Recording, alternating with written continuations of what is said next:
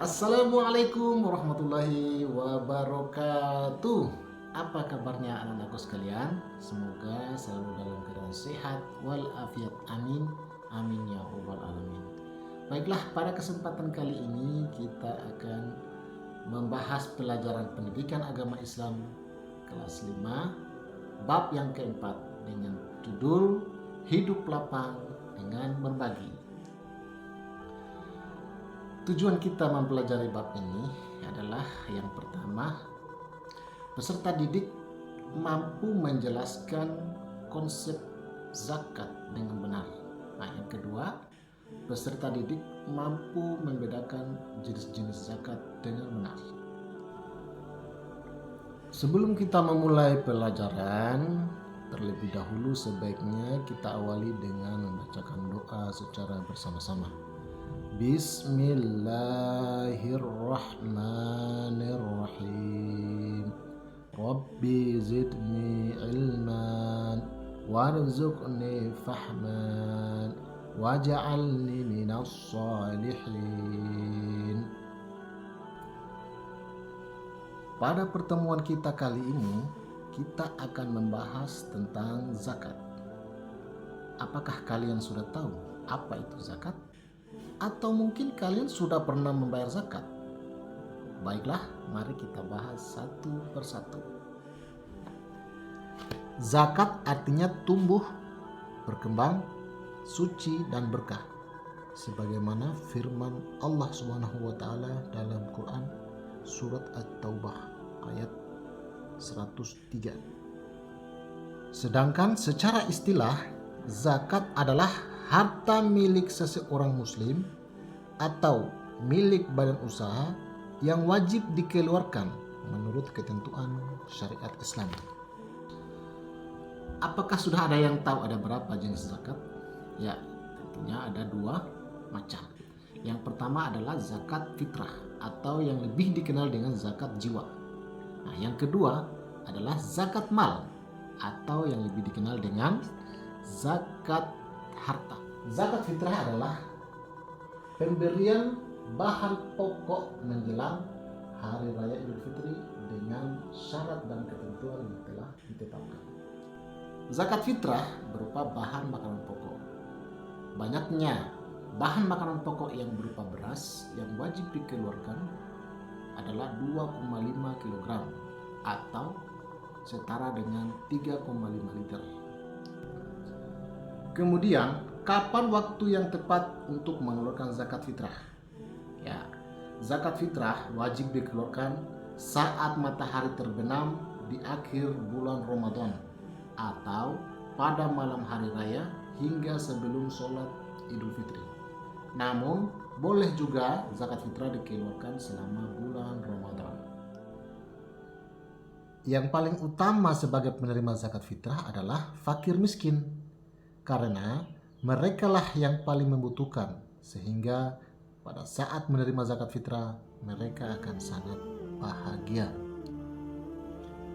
Selanjutnya yang kedua adalah zakat mal atau yang biasa disebut juga dengan zakat harta.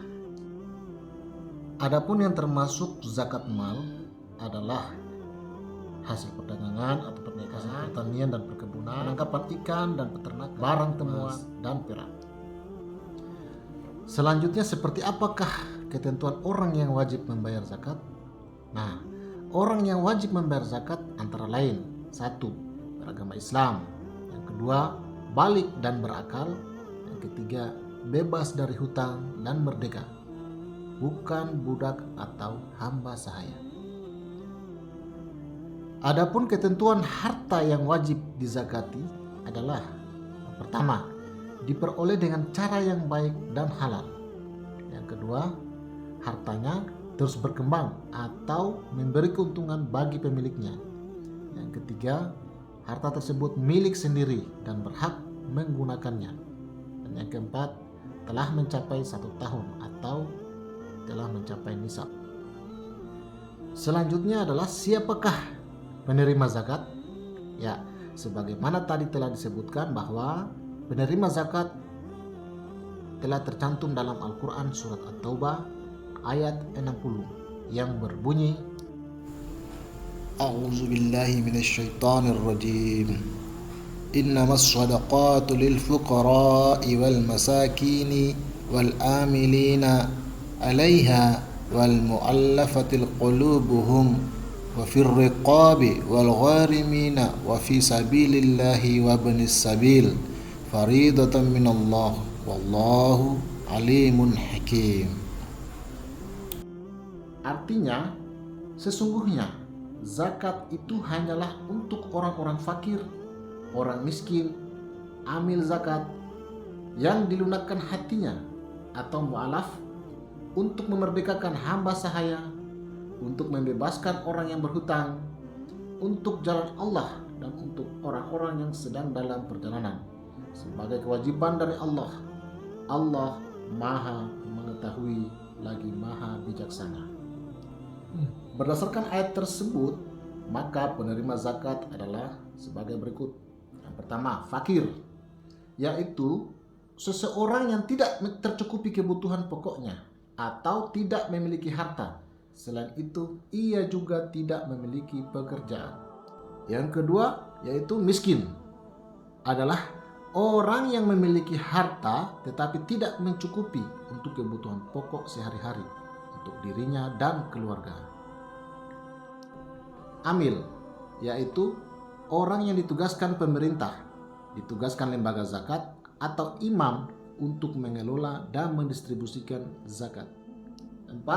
Mu'allaf, yaitu orang-orang yang belum kuat keimanannya dalam memeluk agama Islam, sehingga perlu diperkuat hatinya dengan diberikan zakat sebagai tanda kepedulian dan perhatian Islam terhadap mereka. Yang kelima, riqab. Yang dimaksud riqab adalah usaha memerdekakan hamba sahaya dengan cara membelinya dengan uang zakat. Dalam hal ini, uang zakat dapat digunakan untuk membebaskan dirinya agar mereka merdeka. Yang keenam adalah gharim, yaitu orang yang sedang ditimpa hutang yang banyak dan tidak mampu melepaskan diri dari hutang tersebut kecuali dengan bantuan orang lain. Yang ketujuh, sabilillah, yaitu sekelompok orang atau seseorang yang berjuang untuk syiar di jalan agama Islam. Dan yang terakhir adalah ibnu sabil, yaitu orang-orang yang sedang dan akan melakukan perjalanan dengan tujuan untuk kebaikan, tetapi kekurangan bekal dan biaya dalam perjalanan tersebut. Sebagai pesan moral adalah semua yang kita miliki, harta dan ilmu adalah milik Allah Subhanahu wa taala yang dititipkan kepada kita. Maka berikanlah kepada makhluknya, karena sebagian dari harta kita adalah milik mereka. Demikianlah anakku sekalian pembelajaran kita pada kesempatan ini. Marilah bersama-sama kita tutup dengan ucapan hamdalah. Alhamdulillahi rabbil alamin. Akhir kata, wabillahi taufiq wal hidayah. Wassalamualaikum warahmatullahi wabarakatuh. Sampai jumpa pada video pembelajaran berikutnya.